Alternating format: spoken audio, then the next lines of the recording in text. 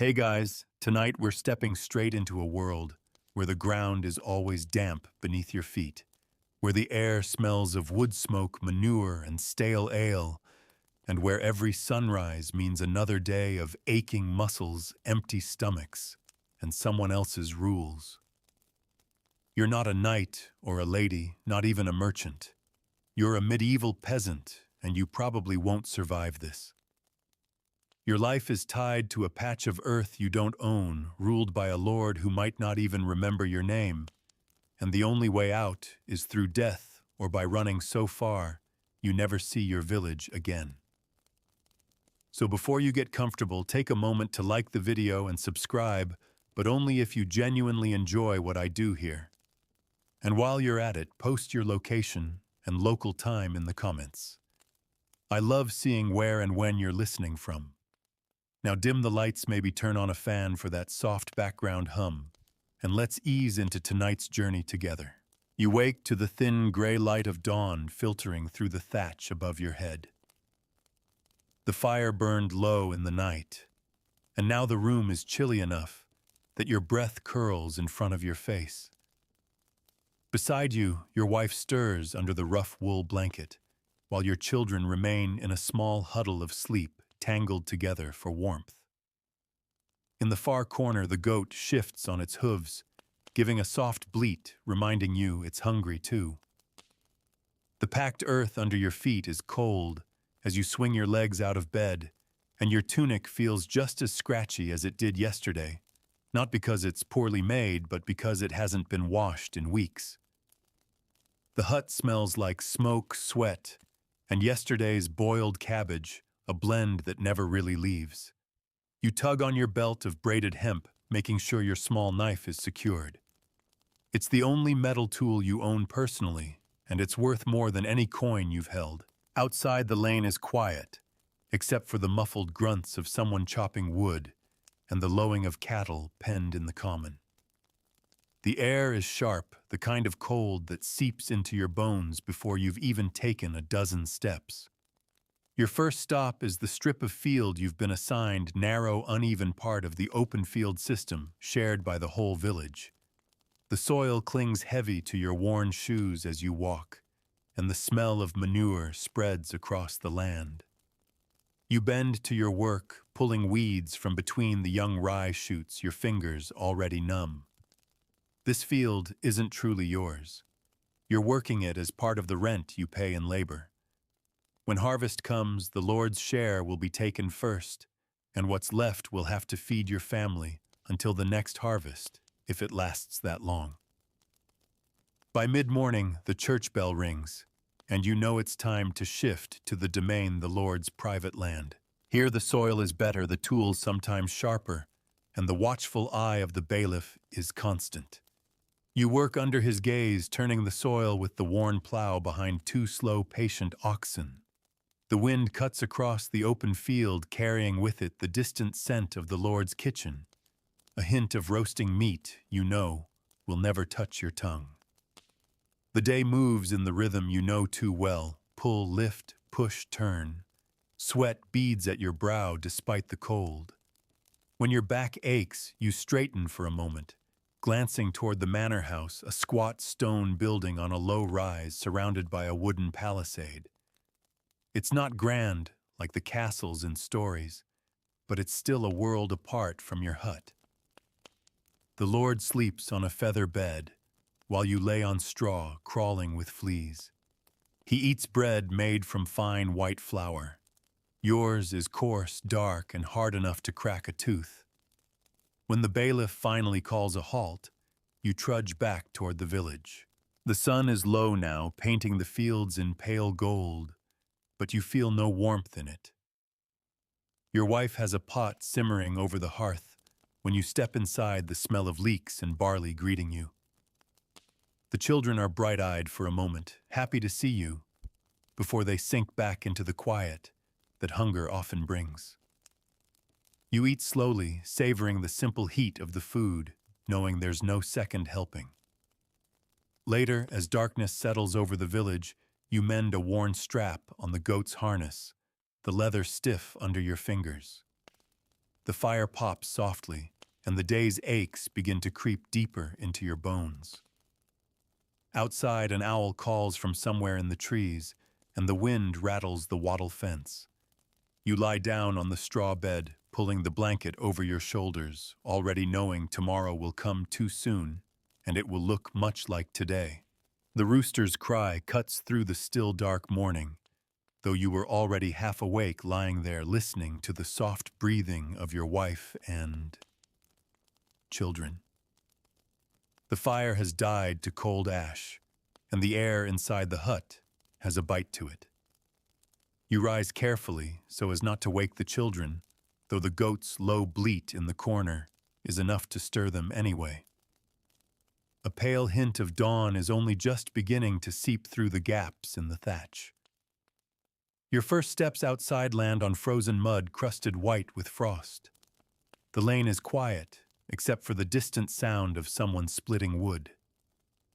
Across the village, a faint column of smoke rises from a neighbor's hearth. You pull your cloak tighter and make your way toward the shed, where the tools are kept, taking up the hoe and a bundle of twine for today's work. The Lord Steward has ordered repairs to the boundary hedges around the common pasture, and your turn has come. The pasture itself lies beyond the last huts, a broad sweep of winter-yellow grass, bordered by rough, thorny hedgerows. These hedges keep the cattle from wandering too far and mark the line between village land and the Lord's private ground. You work with Thomas, who's already there, stripping branches from a cut hazel pole to weave into the gaps. The thorns bite through your gloves more than once, and small beads of blood sting your cold fingers. You grit your teeth and keep weaving, knowing the bailiff will inspect the work before dusk. By mid-morning, the frost is melting into damp, and your shoes are wet through. You pause only long enough to chew a crust of rye bread and sip from your flask of thin ale. The bread is hard, the ale sour, but it keeps you moving. You glance at Thomas, who's working in silence, his breath misting in the cold air. No one wastes words on days like this. There's too much to do and too little warmth to spare. In the distance, the manor rises over the fields, its stone walls gray against the pale winter sky.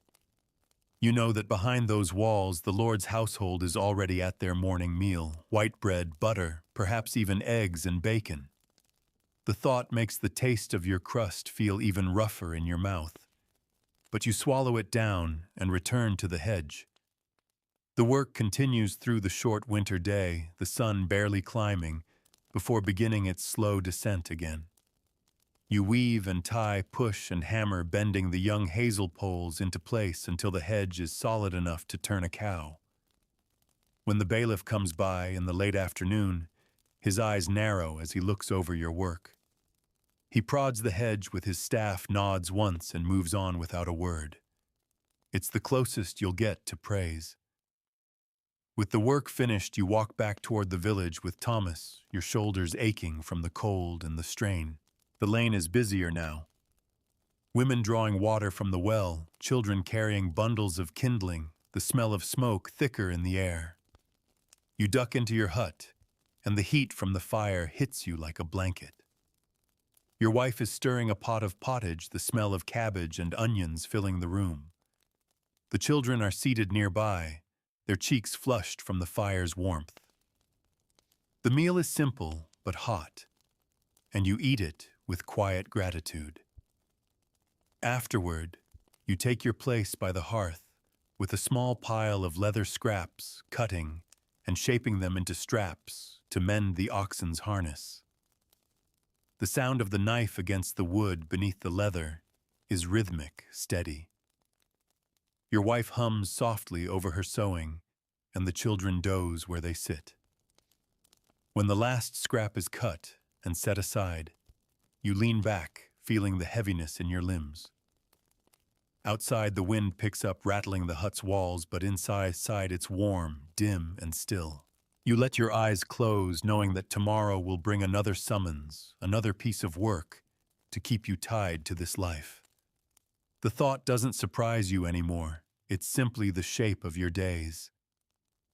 The thin gray of dawn filters through the smoke hole, and before your eyes are fully open, you hear the muffled sound of boots in the lane. A voice calls out names, and yours is among them. You know what it means, manor work again, whether you planned for it or not. Your wife hands you the last of yesterday's bread, and you chew it while fastening your belt, the taste dry and bitter in your mouth. The air outside is damp and cold, clinging to your skin as you make your way toward the green. A handful of other men are gathered there, shoulders hunched against the wind. The reeve stands at the front with the steward, a parchment in hand. Today you're assigned to the road-mending crew, filling the deep ruts with gravel and tamping them flat so the Lord's cart won't break an axle on the way to market.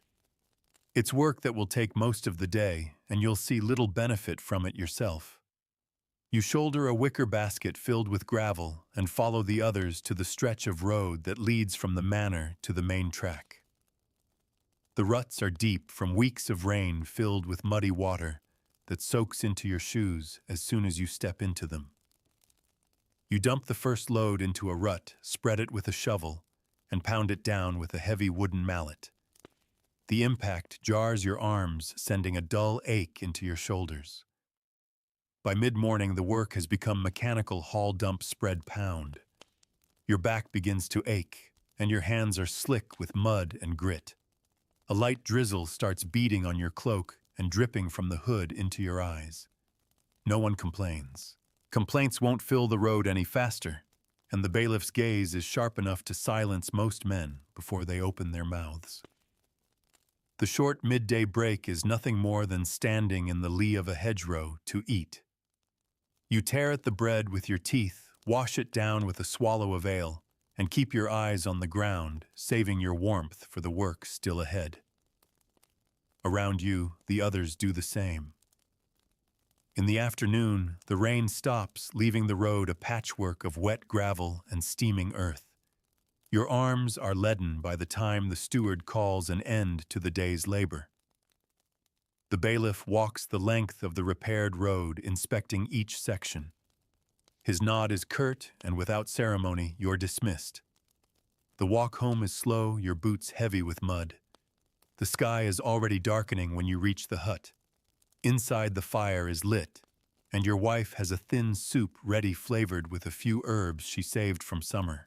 The children crowd close, eager for warmth, and for the little you brought home a small bundle of wood scraps left from the road, work enough to feed the fire a bit longer tonight. After eating, you set to repairing a wooden bucket whose handle has split. The smell of damp wood fills the air as you work the firelight, catching on the edge of your knife. Your wife sits across from you, patching a worn tunic while the children doze against her side. Outside, the night settles in quiet, except for the faint howl of a dog somewhere on the far side of the village. You pause for a moment, hands resting on the bucket, and feel the heaviness of the day pressing on you. This is what life has become, a string of days tied together by labor hunger and the slow passing of the seasons. You know that tomorrow will be no different, and yet you will rise again because that is what's required of you. You set the bucket aside, bank the fire, and let the dark take the rest of the day away. The cold has sharpened overnight, and when you wake, the air inside the hut feels brittle, every breath like drawing frost into your lungs. You rise quietly, pulling your tunic over your head, the rough wool scratching at your skin. Your wife is already at the hearth, coaxing the fire from embers, her breath visible in the dim light. The children stir, but don't rise. There's no need for them to face the morning chill before they must. Today you've planned work for yourself, mending the small plot that lies behind your hut, the one you tend in the hours left after the Lord's labor. The fence has sagged in places, and one corner leans dangerously from the weight of snow. If it falls, the goat will wander, and you can't afford to lose even a single animal. You step into the lane, the snow crunching under your boots. The village is half-stirred smoke beginning to rise from hearths, a few figures bent over their morning tasks. The sun hangs low, a pale light, that offers nothing in the way of warmth. You gather tools from the shed, a wooden mallet, a handful of stakes, and a coil of cord. The work is slow. Each post must be dug out of the frozen ground, straightened, and wedged back in place. Your fingers ache from the cold, and more than once you pause to breathe warmth into them. The goat watches you from its pen, chewing idly, the steam from its breath curling into the cold air. You talk to it out of habit, not expecting it to understand, just to keep the silence from pressing too hard. By mid-morning, the fence is holding again, sturdy enough to last until spring. You take a moment to stand back, feeling a small, quiet satisfaction in the work. It's one of the few tasks you can do entirely for your own benefit. The rest of your life belongs to someone else. Your wife calls you in for the midday meal, barley bread and a thin leek broth. The warmth of the bowl seeps into your hands as you eat, the taste simple, but enough to fill you for the hours ahead. After the meal, you help her carry a bundle of laundry to the stream. The snow is shallow here, but the water's edge is rimmed with ice. You break it with a stick, the sharp sound echoing across the still fields. She kneels to scrub, and you take over when her hands turn red from the cold. The icy water stings, but you endure it, knowing this too must be done. On the way back, you spot the bailiff riding toward the village. His cloak is lined with fur, and his boots are clean despite the snow. You step aside as he passes, giving a short nod. He glances down at you, but says nothing, the sound of his horse's hooves fading into the distance. You watch him go, feeling the small twist in your gut that always comes when you're reminded how differently you live from those who rule over you. The afternoon is spent chopping wood. You work in the small clearing near your hut, splitting logs into kindling, the steady rhythm of axe on wood marking the slow passage of time. The smell of fresh-cut timber rises into the cold air, and your breath fogs with each swing. By the time the sun begins to sink, your arms are heavy, and your back protests with every movement. Inside, the fire burns brightly, fed by the day's work. Your wife stirs a pot over the hearth, the scent of cabbage filling the room. The children sit on the floor, playing with a small collection of pebbles and bits of carved wood. You settle onto the bench, feeling the heat soak into your skin, the day's aches beginning to ease. When the meal is done, you patch a hole in your cloak by the firelight, your wife working beside you. Outside, the wind picks up, rattling the shutters. You pause to listen, then return to your sewing, the thread pulling tight through the fabric. It's the kind of quiet that can lull you to sleep, the kind that makes the walls of your hut feel like a shield against the world. As night settles in, you bank the fire and stretch out on the straw bed. The warmth clings faintly, and you close your eyes, knowing tomorrow will arrive the same as every day, before it cold, demanding, and unchanging. And yet you'll meet it, because here survival is as much a habit as it is a need. You wake to the sound of boots crunching on frozen ground outside, followed by a firm knock on the hut's wooden doorframe. Before you even open your eyes, you know it's a summons. The Lord's steward is making his rounds, gathering men for another day of service on the domain.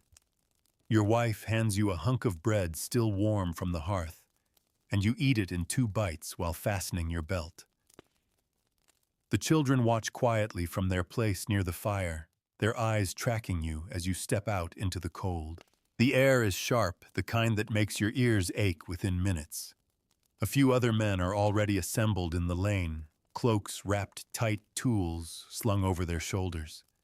The steward announces the task for the day, clearing drainage ditches around the Lord's barley fields.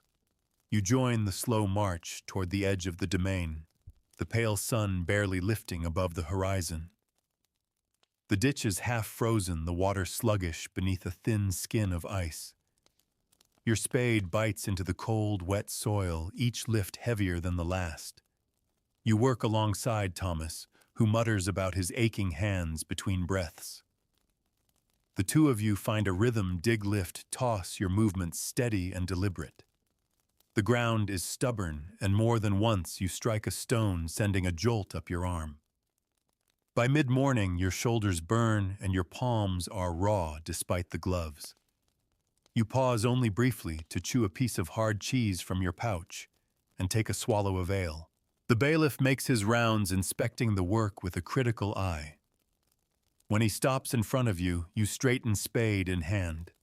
He prods the cleared section with his staff grunts and moves on without a word. It's approval of a sort. The rest of the morning blurs into the rhythm of labor. You barely notice when the clouds thicken, the light dimming to a muted gray. The air grows damp, carrying the faint scent of rain. You dig faster, hoping to finish your section before the weather turns. When the midday meal comes, you huddle with the others against a hedgerow, sharing what little you have but bread, onions, a few slices of salted turnip. The talk drifts to the rumors of a new tax for bridge repairs miles away. Even here, far from the river, you'll be expected to contribute. The men sigh, but no one sounds surprised. By afternoon, the first drops of rain begin to fall, cold and persistent. The soil grows heavier, clinging to the spade and making each lift harder. You keep at it, muscles straining until the bailiff calls an end. The ditch runs clean and deep now, the water moving more freely toward the stream. The walk back to the village is slow, your boots heavy with mud. The rain follows you, pattering softly on your hood. Inside the hut, the warmth from the hearth greets you, and you shrug off your cloak, letting it steam by the fire. Your wife has pottage ready, thick with barley leeks and a hint of wild herbs. You eat in silence, savoring the heat more than the taste. After the meal, you check the tools you keep for your own work. The handle of your hoe is loose and you wedge it tight with a sliver of wood, tapping it into place with the mallet. Your wife hums while sewing a patch onto a child's tunic, the needle flashing in the firelight. The children curl up together, drowsy from the warmth. Outside, the rain turns to a fine mist, coating the world in a soft sheen. You step out briefly to bring in the goat, its breath rising in small clouds as it follows you inside. The smell of damp wool fills the room, but you don't mind. It's the smell of something you can keep alive through the winter. When the fire burns low, you lie down on the straw bed, pulling the blanket over you. The sound of the rain on the roof becomes steady, lulling you towards sleep. You close your eyes, knowing that tomorrow will bring new orders, new work, and the same unbroken chain of days that stretch from one season to the next. The rain has passed by morning, leaving the world wrapped in a damp chill. Mist clings to the hedgerows and drapes across the fields like a thin gray blanket. You step outside, boots sinking slightly into the softened ground, and breathe in the smell of wet earth. It's the kind of morning where sound travels strangely far, your own footsteps seem louder, and you can hear the faint bleat of sheep from past the churchyard. Today your work is your own, though that doesn't mean it will be any easier. The small strip of field you tend for your family needs clearing before the frost hardens again.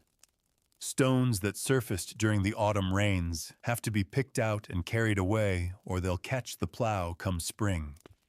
You fetch a wicker basket and set to it, bending to lift the stones, some small enough to fit in your palm, others heavy enough to make your back strain. The sun rises weakly, its light thin through the mist. Your hands grow cold around the damp stones, but you keep going, making slow progress across the field. Each clink of stone into the basket is a small step toward a smoother furrow and hopefully a better yield next harvest. The work is quiet, save for the occasional caw of a crow overhead. By mid-morning, the basket is heavy. You haul it to the edge of the field, dumping the stones in a growing pile that's been there for years. It's taller than you now, a silent monument, to the countless hours spent clearing this same patch of earth. You pause to roll your shoulders, feeling the ache settle in, then return to the rows. Your wife arrives with a small bundle wrapped in cloth bread and a wedge of cheese. She stays a while, leaning on the fence as you eat, her breath visible in the cold air. The two of you talk quietly about the stores in the loft and what's left of the salted meat. The news isn't good. You'll need to make the grain last longer if you want to see the first green shoots of spring without going hungry. When she heads back toward the hut, you return to work, the damp slowly seeping into your boots. The sky begins to clear, patches of pale blue showing through. The sunlight is weak but welcome, drying the mist from your cloak. You finish the last row just as the shadows start to lengthen. In the afternoon, you turn to repairing one of the wooden gates that marks the entrance to the common pasture. The hinges have loosened, and the latch no longer holds against the wind. You work with what you have, sharpening a new peg from a length of hazel, tightening the bindings with cord made from twisted flax. The wood smells fresh under your knife, a small reminder of warmer days.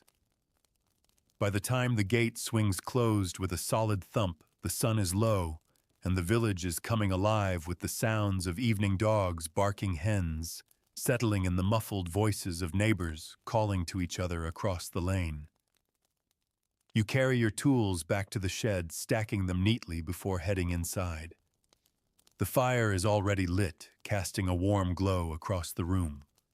Your wife is stirring a pot over the hearth, and the children are busy sorting a small pile of kindling into bundles.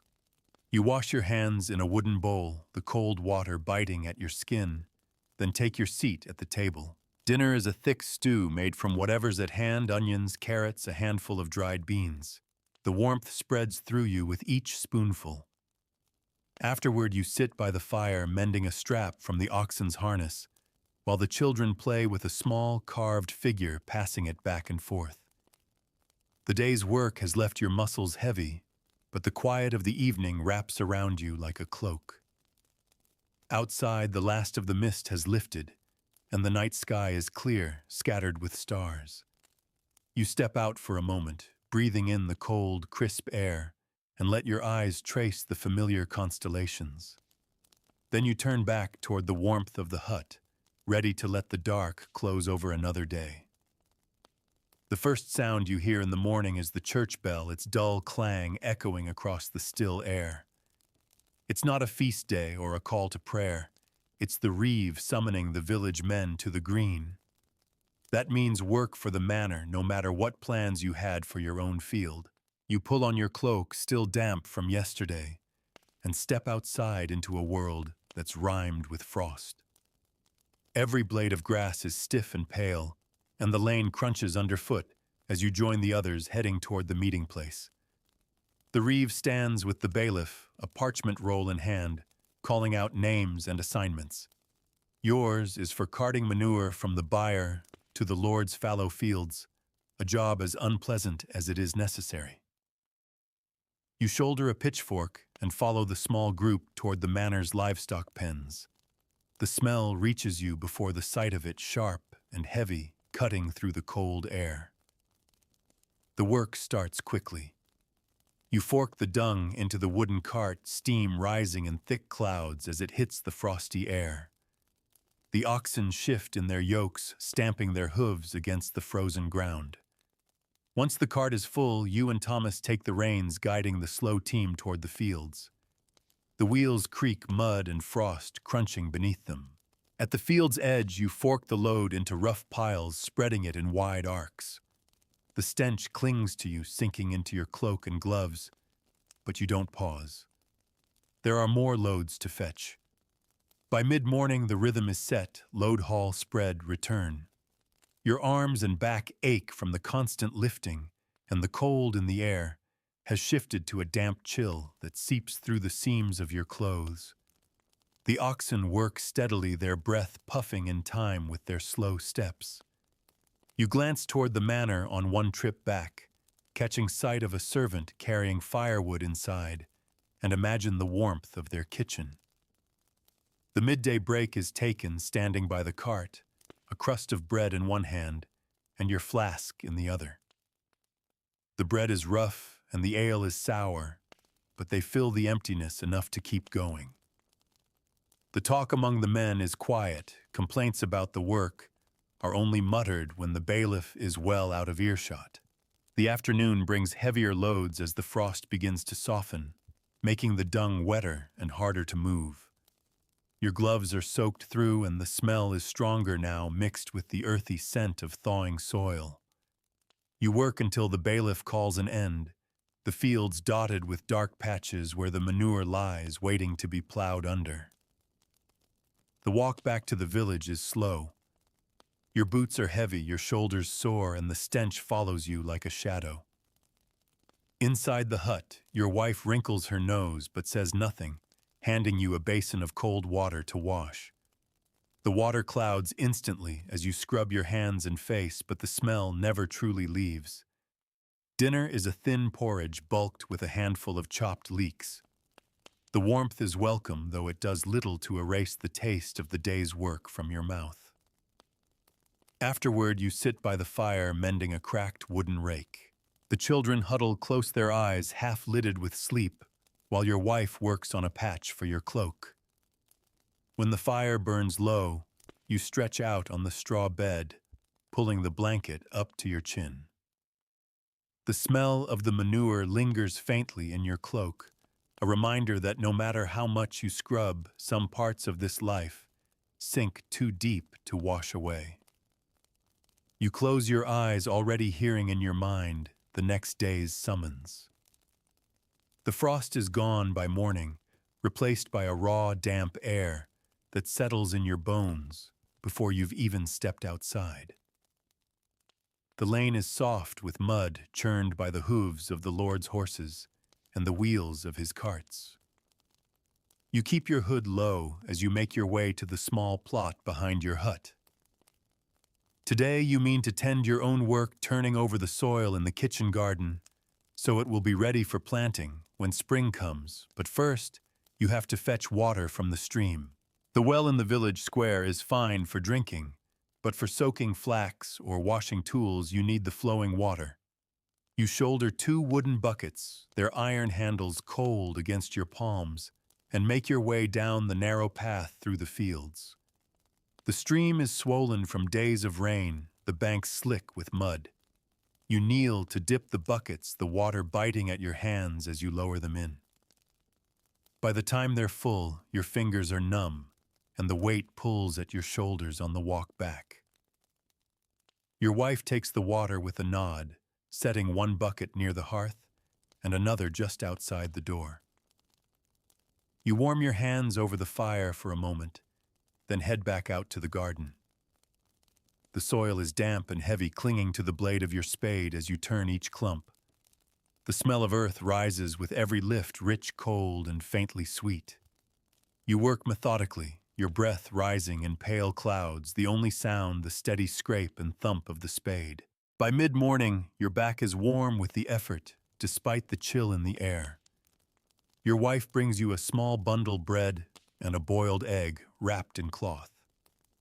You eat leaning against the fence, watching a few hens scratch at the ground nearby. The food is gone too quickly, but the pause is enough to give you the strength to keep going. In the early afternoon, Thomas stops by on his way to the smithy. He tells you the reeve is calling for men tomorrow to mend the road toward the next village. You nod, already calculating how much of your own work you can finish before being pulled into the manor's tasks again. The talk turns briefly to the stores in each of your lofts, both of you careful in your words, neither wanting to admit how close to the bottom you might be. Once the garden is turned, you gather the small pile of stones you've unearthed and carry them to the growing mound at the edge of the field. You've been adding to it for years, and still the earth gives up more with every season. You know you'll be back here again next year, lifting the same weight from the same stubborn ground. The light begins to fade, early the sky heavy with clouds that promise more rain. You put away the spade and bring in a few armfuls of kindling for the night. Inside the hut is warm and smells faintly of herbs your wife has been drying the last of the summer's mint above the hearth. The children are on the floor playing a quiet game with pebbles, their laughter soft in the dim light. You sit down at the table and begin repairing a split in one of the buckets. The wood is worn, but you wedge it with a sliver of pine and bind it with a strip of cloth dipped in pitch. It should hold a while longer, though you know nothing here lasts forever. After supper, pottage thickened with barley, you step outside for a moment. The air is damp and smells of the coming rain, and in the distance you can hear the muffled lowing of cattle. The village is mostly dark now, just the faint glow of fires through the chinks in the huts. You stand there a little longer, drawing in the night, before heading back inside to the warmth and the steady crackle of the fire. The rain comes in the night, steady and soaking, drumming softly on the thatch and seeping into the earth. By morning, the lane is a churn of mud and puddles, and the air has that damp heaviness that seeps into your cloak and bones alike. You wake to the sound of voices outside, low, purposeful. When you open the door, the reeve is in the lane with two of the Lord's men reading from a scrap of parchment. Your name is called before you have time to hope otherwise. The order is for clearing the drainage channel along the road to the market town. Too much rain has backed the water into the lower fields, and the Lord wants it flowing again before the next cart leaves with his grain. You grab your spade and join the small group heading out, boots already sucking in the mud. The channel runs in a shallow cut beside the road, half filled with silt and choked with weeds. The rain has made the ground soft, but the work is still slow, cutting, scooping, throwing the muck higher up the bank so it won't just slide back in. The road itself is slick, and you have to plant your feet carefully to keep from slipping. Every so often, a cart rattles past, splashing mud up your legs, the driver barely glancing at you. You keep your head down, working to the steady rhythm of shovel into earth lift and throw. The smell is a mix of wet soil, rotting leaves, and something sharper from the stagnant water that's been sitting too long. By mid-morning, your shoulders and back burn with the effort. The rain tapers to a mist, but the sky stays heavy and gray.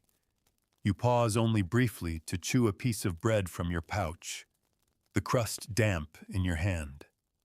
Across the ditch, Thomas is working in silence, his face set against the cold. No one talks much in this weather. The work itself demands all the energy you have. When the steward comes to inspect you, straighten your back and wipe the mud from your gloves. He peers into the ditch, prods at the flow of water with his staff, then moves on without a word. The unspoken rule is simple: no scolding means you've done well enough. The afternoon feels longer, the light already dim by the time the bailiff calls an end. Your legs are stiff and your boots are heavy with caked mud. The walk back to the village is slow, the talk between the men sparse. Everyone is thinking of the warmth waiting at home. Inside your hut, the fire is a welcome glow, the air thick with the smell of a cabbage stew simmering in the pot. Your wife hands you a cloth to wipe the worst of the mud from your boots before you step fully inside. The children peek up from their corner, grinning when they see you, though they wrinkle their noses at the smell of damp wool and wet earth. You eat slowly, the heat from the food loosening the chill in your bones. Afterward, you sit by the fire, working a piece of wood into a new handle for your mallet. The shavings curl onto the floor, and the rhythmic scrape of your knife is a small, steady comfort. Your wife hums as she sews, and the children nod off one by one, their breathing blending with the low hiss of the fire. Before bed, you step outside for a moment. The rain has stopped, but the air is still damp and cool. The lane glistens faintly in the weak light from the moon, and somewhere far off, you hear the soft rush of water moving more freely through the ditch you helped clear. It's small, forgettable work, but you know that in this life small things keep the whole from breaking. You turn back inside, close the door against the night, and let the darkness take the rest of the day away. The morning is still and cold, the kind of quiet that feels heavy, as if the village is holding its breath. You wake before the first light, lying on the straw bed, listening to the faint crackle of embers in the hearth. The fire is nearly gone, but enough remains for your wife to coax it back to life while you pull on your tunic. The goat shifts in the corner, giving a low bleat, and you know the day has already begun. Today's work is in the common pasture, mending the wattled fence that keeps the cattle from wandering into the Lord's grain fields. You gather what you'll need in a bundle of willow withies for weaving your small hand axe for trimming, and a coil of twine. The ground is hard with frost, each step along the lane crunching underfoot. A thin veil of mist lies low over the pasture, blurring the horizon. The fence sags in places, its woven branches loosened by wind and weather. You start by cutting fresh lengths of willow, their bark smooth and cold under your fingers. The work is steady, trim, weave, pull tight, your breath clouding in the cold air. Occasionally you pause to strike the end of a post with the mallet, driving it deeper into the ground. The sound echoes faintly through the stillness. By mid-morning, the frost has begun to soften, and your hands are damp from handling the wood. Your wife comes by with a small bundle of food, rye bread, a sliver of cheese, and an onion. You eat leaning against the fence, watching the cattle nose through the grass, their breath rising in slow, steady clouds. When the bailiff rides past, you nod a greeting. He reins in briefly, scanning the fence with a practiced eye. "That'll hold," he says simply, before moving on. It's rare to hear words from him that aren't orders or warnings, and they settle in your mind as you go back to work. The afternoon brings a shift in the wind, carrying with it the scent of smoke from the village. You finish weaving the last section and test it with a firm push. The branches hold, and you step back, rubbing your aching hands together. The sun is low now, turning the frost to water that glistens in the fading light. Back at the hut, the fire burns brighter, and the smell of herbs and barley greets you. Your wife has added a handful of dried peas to the pot, the broth thick and fragrant. The children are at the table, their chatter a soft background to the crackle of the fire. You sit, letting the warmth seep into you as you eat.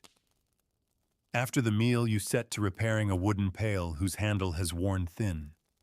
You shave a new piece of oak to fit the knife gliding in smooth curls. The work is slow, but the feel of the wood under your hands is familiar grounding. Your wife hums as she works on a length of mending, the children dozing against her side. Before you settle for the night, you step outside. The sky is clear, the stars sharp and bright against the dark. The air is cold enough to make your breath catch, but you linger a moment, letting the stillness wrap around you. In the distance, the cattle are quiet, the new section of fence holding them where they belong. You turn back inside, close the door, and let the firelight be the last thing you see before sleep takes you. The wind changes in the night, and by morning, it's coming from the north, sharp and cutting. The air inside the hut feels colder than usual, even with the fire still clinging to a few coals. You can see your breath as you dress, pulling your cloak close before stepping into the lane. The sky is pale and cloudless, the kind of weather that brings no snow, but still freezes the ground hard. The reeve's voice carries across the village green, calling for men to help haul timber from the woodland to the manor. You join the small group, falling into step with Thomas as you head toward the edge of the forest. Your boots crunch over frozen ruts, the sound sharp in the stillness. The trees stand tall and bare, their branches creaking as the wind moves through them. The bailiff points out the trees to be taken straight young pines for repairs to the manor's outbuildings. You swing your axe, the cold steel biting into the wood with a satisfying crack. Chips scatter at your feet, pale against the dark earth. The work is hard, each swing a pull on your shoulders, each fall of the axe a shiver up your arms. When the first tree groans and tips, you step back to let it fall, the sound echoing deep into the forest.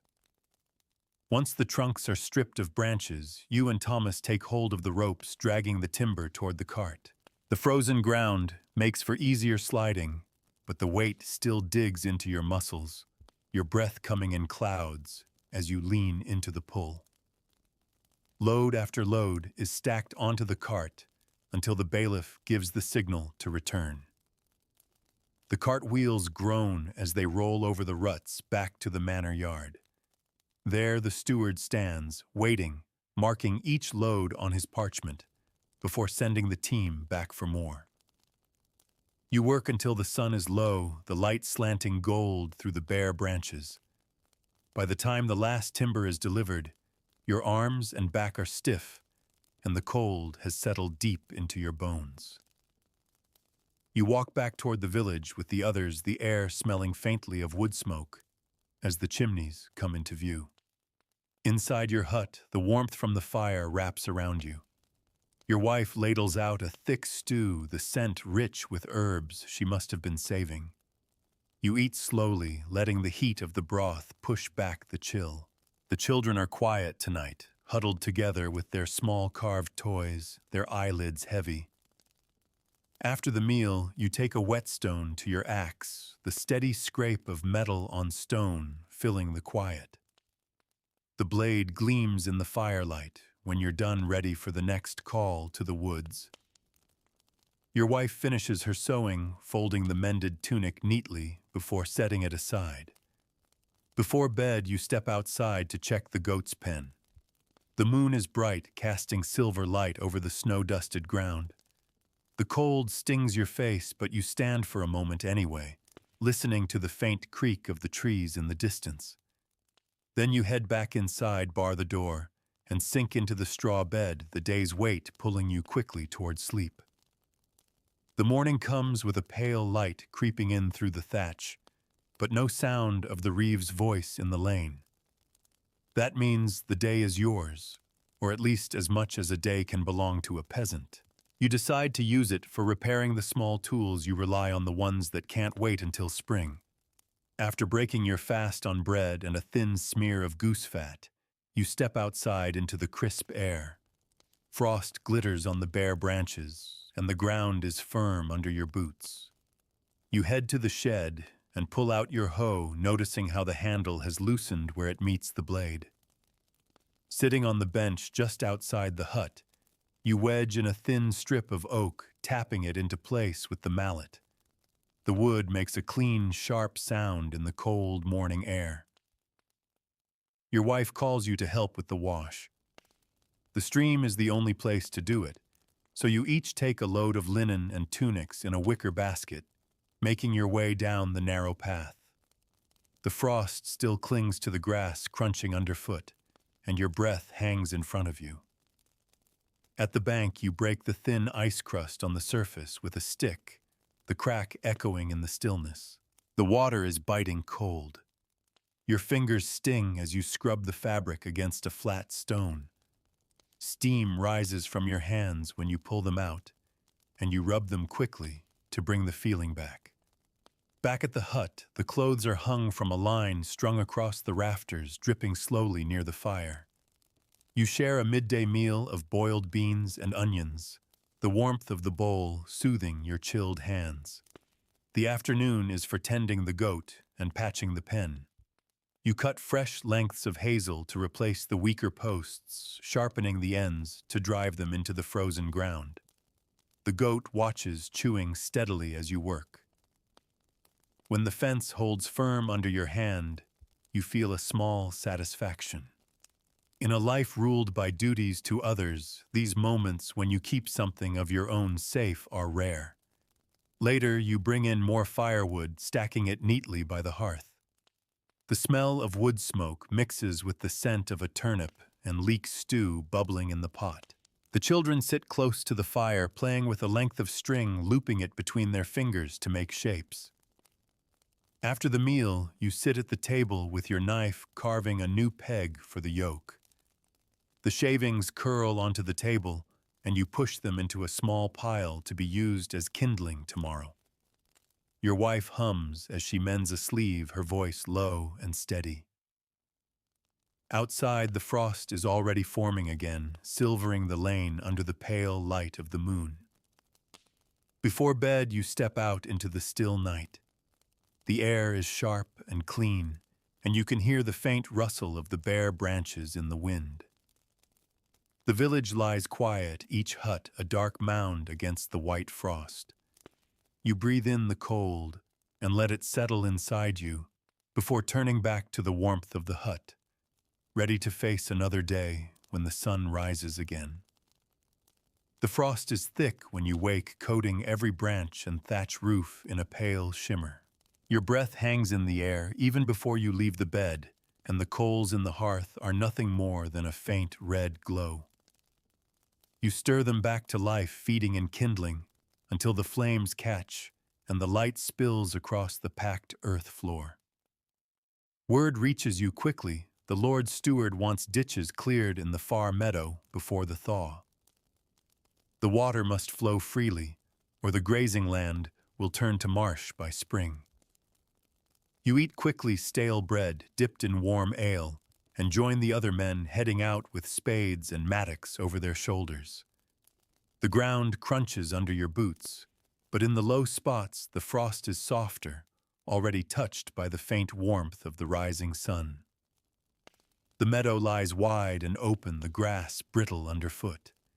The ditches are little more than narrow cuts, now their edges collapsed in places where the earth has slumped. You set the blade of your spade into the frozen soil, using your foot to drive it down. The sound is sharp, the jolt running up your leg. Once the first chunk breaks, the rest comes more easily, the frost cracking away to reveal the darker, wetter soil beneath. Work is steady and repetitive, cutting the banks back, throwing the earth higher, pulling out clumps of matted roots. Your hands ache from the cold, even through the stiff leather gloves. Around midday, you stand for a moment stretching your back and watch a skein of geese fly low over the meadow, their calls carrying on the wind. The steward rides by his cloak, billowing behind him, offering no more than a curt nod before moving on. You return to your spade, knowing that the measure of the day is in the depth and straightness of the ditch, not in any word of thanks. By afternoon, the sun is low, and the frost has melted enough to make the work messier. The soil clings to your boots in heavy clumps, and the spade grows slick with mud.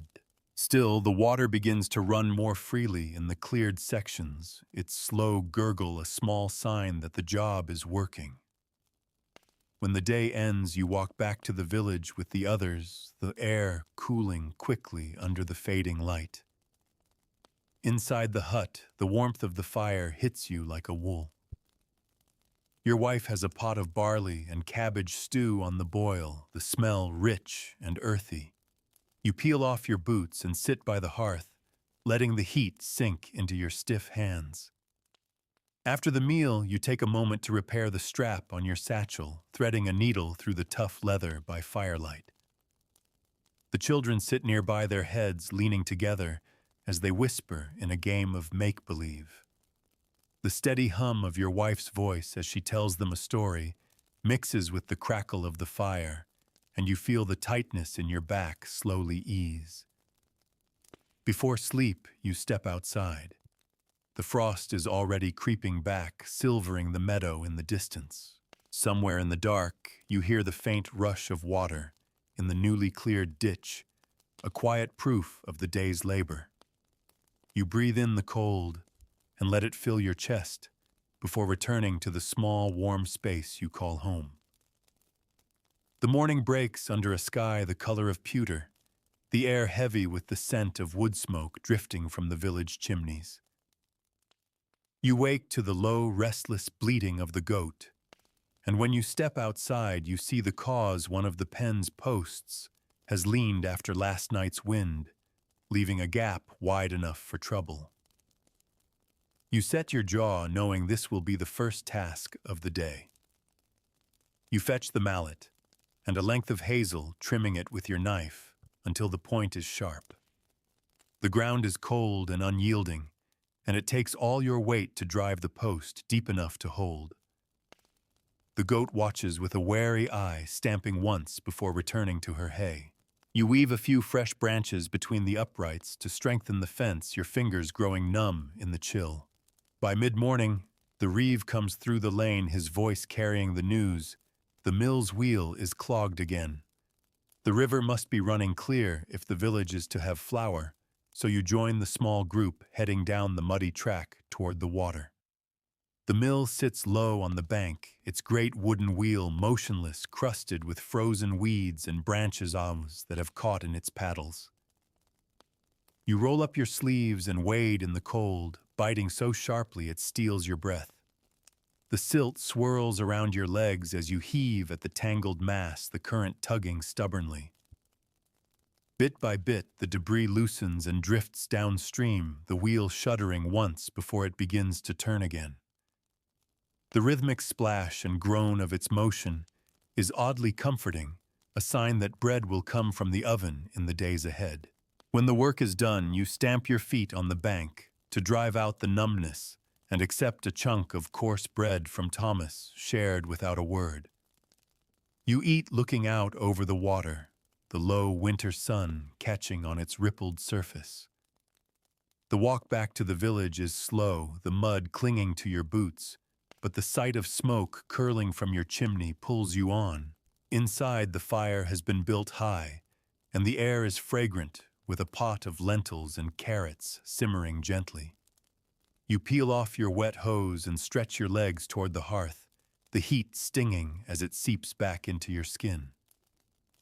The afternoon is spent patching a tear in your cloak with a piece of wool saved from an older garment. Your wife threads the needle for you, her hands steadier than yours after years of fine mending. The children crowd around to watch one of them, holding the thread taut while you work. It's slow going, but by the time the light fades, the seam is strong, and the cloak will keep out the worst of the wind. After supper, you sit by the fire, sharpening your knife, the rasp of metal on stone, a steady, familiar rhythm. Outside, the wind has risen again, rattling the shutters and sending a low moan through the thatch. You listen to it for a while, the sound mingling with the soft breathing of your family. Before bed, you step into the lane. The moon is hidden behind thick clouds, and the air smells of rain to come. The village is dark and still, each hut sealed tight against the cold. You pull your cloak closer and return to the warmth inside, grateful for even the small comforts this life allows. The rain arrives before dawn, a steady drumming on the thatch that seeps into your dreams and pulls you awake. When you step outside, the lane is already a ribbon of mud, the puddles rippling under the constant patter. The air smells rich with wet earth, and though you pull your cloak tight, the damp finds its way in. The reeve is waiting by the green hood, drawn low, calling for hands to repair the thatch on one of the manor's grain barns before the leak spoils the stores. You join the small band of men slogging through the mud toward the edge of the estate. The barn looms dark and broad, the smell of grain and damp straw hanging heavy inside. Climbing onto the roof, you feel the slickness of wet reeds beneath your hands. The repair is a slow, careful process, pulling away the rotted sections, weaving in new bundles, tamping them down with the flat of your hand. Rain runs down your sleeves and drips from your chin, but the work can't be paused. Grain is the lifeblood of the manor, and a leak left to spread could mean hunger later. From up here, you can see the village crouched low against the gray sky, the thin threads of smoke curling upward and dispersing into the mist. The fields beyond lie sodden and dark furrows filling with water. The sheep huddle in a tight knot near the far hedge, their wool clumped with wet. By midday, your fingers are stiff from the cold, but the worst of the leak is sealed. You climb down, hands raw from the reeds, and share a quick meal of bread and salted pork under the eaves. The rain hasn't eased, but the knowledge that the grain is safe lends a quiet satisfaction. The walk home is slow, each step a squelch in the sodden lane. When you reach your hut, your wife is waiting with a basin of warm water to wash the grime from your hands. The fire burns high, casting a golden light across the damp floor. The children sit close to the hearth, playing quietly, while the smell of pottage fills the room. You eat with your family, the warmth of the stew pushing away the chill that settled in your bones. Afterward, you hang your cloak near the fire to dry and take up your knife to shape a new handle for the small spade. The shavings curl and fall at your feet. The sound soft against the patter of rain on the roof. When night comes, you step outside once more. The rain has eased to a mist, and the air is cool and fresh. The lane glistens faintly in the moonlight, breaking through the clouds. You take a deep breath, tasting the damp and the earth, and let it fill you before returning inside. The day has been hard, but like all days, it ends here with a fire, a roof overhead, and the small circle of your family's warmth in the middle of a cold, wet world. And now, as you let your eyes grow heavy, imagine that the rain outside your own window is the same rain that fell on those muddy medieval lanes. Hear it patter softly against the roof, a rhythm that blurs the day's labor into a gentle haze. The firelight flickers low, casting long shadows on the walls, just as it did in a peasant's hut centuries ago. Your cloak hangs to dry, the faint scent of wet reeds and wood smoke still clinging to it. The tools you use today rest in their place, edges, sharpened handles smoothed, waiting for the next call to work. There's a quiet order in that, knowing that though the days are never easy, they follow the same patient cycle: work, warmth, rest, and work again. Picture yourself leaning back on the straw bed, the blanket drawn over your shoulders, the sounds of your family's breathing around you. Outside, the world is hushed, the mud cooling the fields dark and still. You can almost hear the distant gurgle of a ditch cleared days before, water flowing steady under the moonlight. Let the weight of your limbs sink into the bedding, as if all the labor has drained from them, leaving only the soft pull of rest. Feel the fire's last warmth on your skin, the kind that lingers even as the embers fade. The air is cool but not unkind, wrapping around you like the night itself.